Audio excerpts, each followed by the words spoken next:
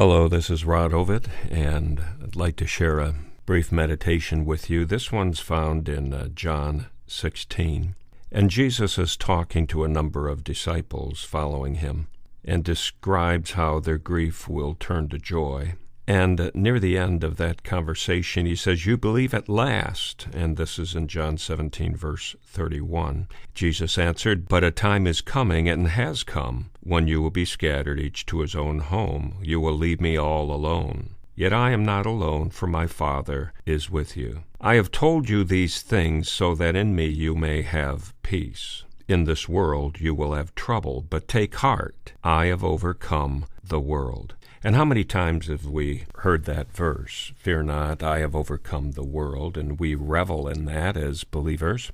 But let me give you a little bit of background. This was written by John late in the first century, and he lived in Ephesus. And Ephesus was the evil center of the world. This is where all the Eastern religions and mythologies and magic and black arts all converged in the city of Ephesus. It was quite a bustling town. It had the Temple of Artemis there, one of the biggest temples in the world.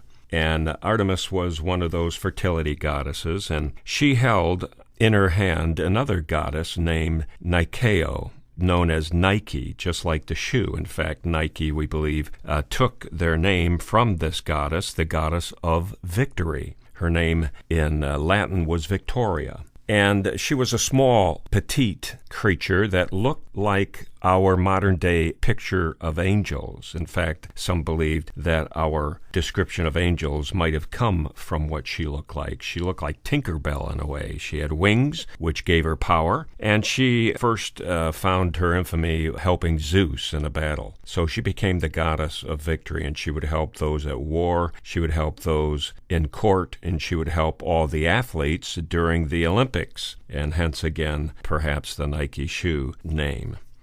So here she is. She's one that everyone would pray to for victory, for help.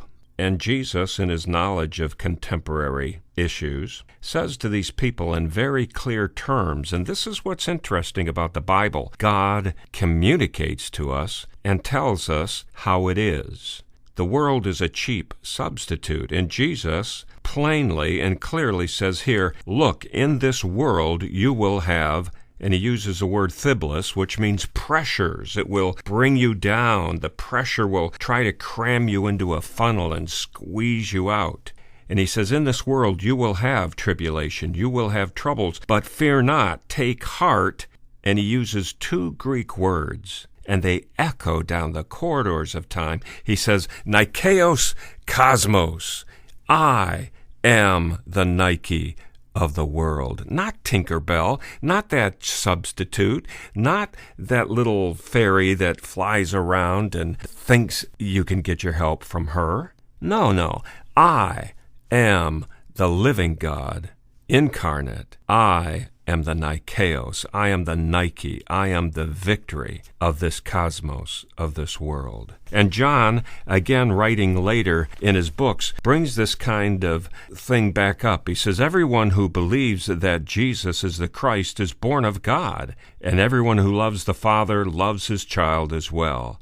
And this is how we know that we love the children of God, by loving God and carrying out his commands. This is love for God, to obey his commands, and his commands are not burdensome.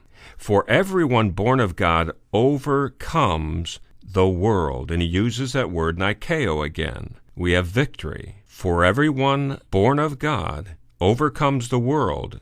This is the victory, the Nikeos, that has overcome the world, even our faith. Who is it that overcomes the world, he asks? Only he who believes that Jesus is the Son of God. And that's found in 1 John 5, verses 1 through 5. So John, living at the end of the first century amid all the chaos, confusion, evil that existed in that world, tells us quite clearly that Jesus is the victory we need. So perhaps you today are feeling down, you're feeling squeezed by the world, you're feeling tired and insignificant. Perhaps you're feeling defeated. Well, look up, because he and she that overcomes the world are those that believe Jesus is the Son of God. Do you believe that today? Believe it in your heart. Jesus is the Son of God, and you can have victory over the world.